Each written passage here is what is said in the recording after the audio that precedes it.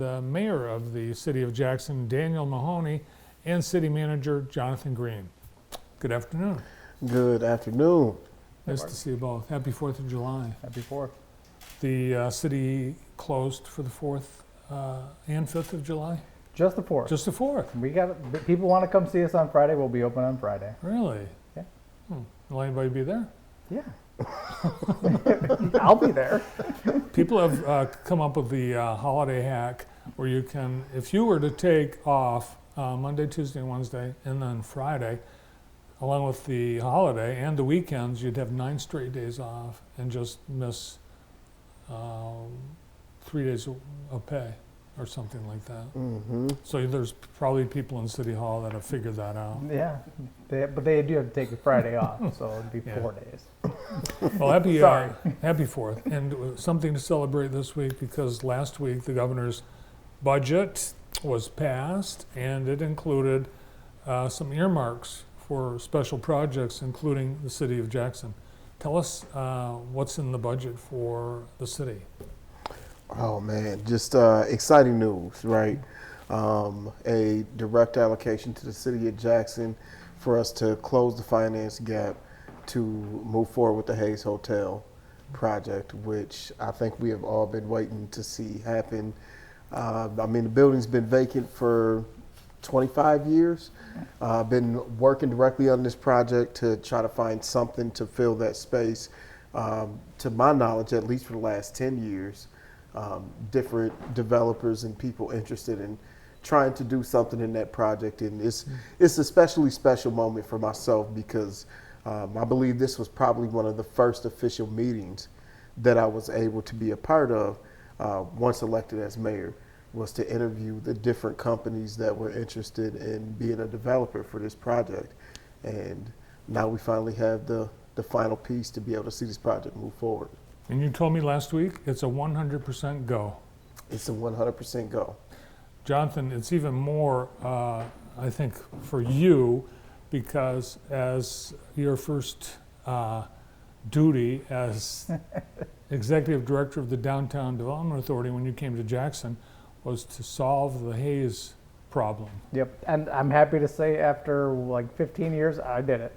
And it's actually not true at all. It's a lot of people have focused on the redevelopment of the Hayes over the years. A lot of people have been a part of the team. I can remember, as you referenced, back when I first started in 2009, there was a group of very, very, very junior employees at the city, and I was in the mix with that, but not quite because I was the DDA director, and we'd have to have these clandestine meetings to talk about the Hayes redevelopment and how do we reach developers and what do we tell them when we get a hold of them. And of course we were doing things that they still had to run through their bosses and I needed to run through the board. But I'm really happy to be here in town and to see this first step toward redevelopment and getting all the financing lined up. And really want to thank Senator Sue Schenk for shepherding this allocation to the city of Jackson. I've never been on the positive end of an ask before to the state or to the federal level, so this is exciting for me personally and professionally. Yeah, I think it's such a surprise, and people are saying, wow, I guess I'll believe it when I see it. But the Jay Jeffers people told me last week that they are just super excited and ready and raring to get going, and that could come as soon as this fall.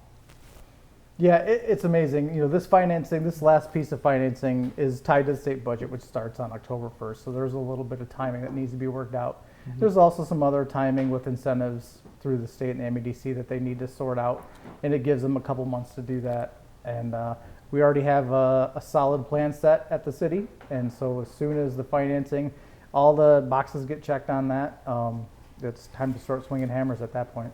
Yeah, and here's all that's going to happen. It's a multi-use development. It includes market rate apartments, which is something I think the whole community knows is sorely needed. Yeah, it's your traditional downtown mixed use, commercial retail in the lower floors, maybe a restaurant action going on, and it's nice to see the different kind of housing options with some short-term and some long-term market rate rentals. It brings a good balance to downtown, and will fit well with our other residential developments.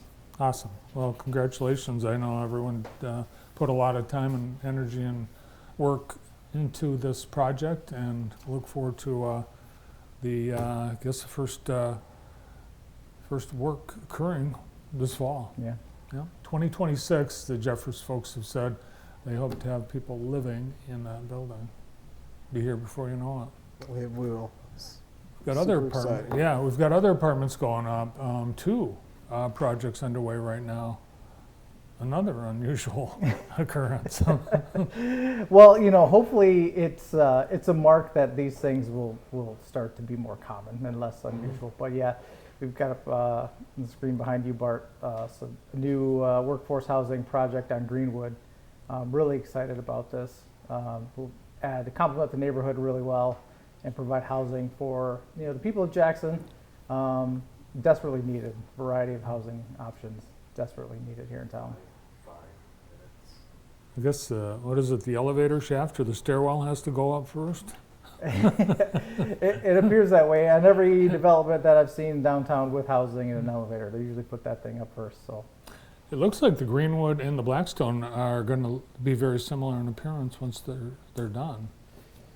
Are they the same developer? it's the same developer, yeah. So they'll be similar, looking, and it'll actually the Francis Street lofts, the MLK lofts. Well, not Francis Street lofts because that's when it was done. It was Francis Street, but that's the same developer as well. So they did a beautiful job with that. You can look to that development and envision what it's going to look like over on Greenwood and Blackstone. And as you drive around the city, you see a lot of these what were vacant or homes, spots where there were homes in the past that are being part of the 100 homes that are rising right now. And I think you told me there are so many applications that you're definitely going to have all of them spoken for, and you want to maybe have another round. Yeah, I think this is one. I think this just shows like the corner that Jackson has turned as a community in general. The 100 Homes project has been extremely exciting to be a part of. Our community development department and our Affordable Housing Commission just really hit a home run with presenting this project for us, and the community has responded. And I think last time we checked, at least last update that I received, we were well over 500 applications. Wow. And steady moving and getting applications in every day and moving people through this 3-step process to get them approved, to be able to pick out a lot for their home to be built on, and working towards that goal of having 50 homes filled by the end of this year. Surest way to increase the city's population, build homes. Build homes, and you know what? You say it maybe, a little tongue in cheek, but like we are getting applicants who are not here in Jackson, who are moving to Jackson. I think at the last council meeting we had an update, and there were 5 people who were new to the 5 at least homes were new to the city, bringing population up. Is it a lot? Not at the moment, but if we keep plugging along like we are, we'll make a dent. Yeah, and we have a live shot of the Blackstone, which is a similar project that we just saw a still of. And there it is. It has the, is it the elevator shaft or the stairwell? I don't know. It's a monolith. It's just one of those things that keep appearing like out in the desert. Yeah. We put one Yeah, up here. it just shows up in the middle of. Yeah. The mirrors go on it next. For recreation, we have something new happening that will happen, I think, even this month at Sharp Park. What's that? What's that? Kayak, Oh yeah. boats. Oh yeah. Yeah. There's honestly, to be fair, Bart, we have so much great things going on in Jackson. You lose There's track. I don't know if I'm walking into a trap. We're going to talk about roads here in a second. We're talking about the kayak launch. Yeah, blessed again to work with some great partners who were able to find a grant and work with our Parks and Rec department for a kayak launch down in Ella Sharp Park. I think it's much needed. Our river is. It's one of those things I think that doesn't get enough credit and We attention. take it for granted, We I do think. take it for granted. You can navigate the Grand River in Jackson, and it's epic in its beauty. You don't feel like you're in a city like Jackson. You feel connected to nature, and it's a thing that I think we should highlight more. And this kayak launch will help with that.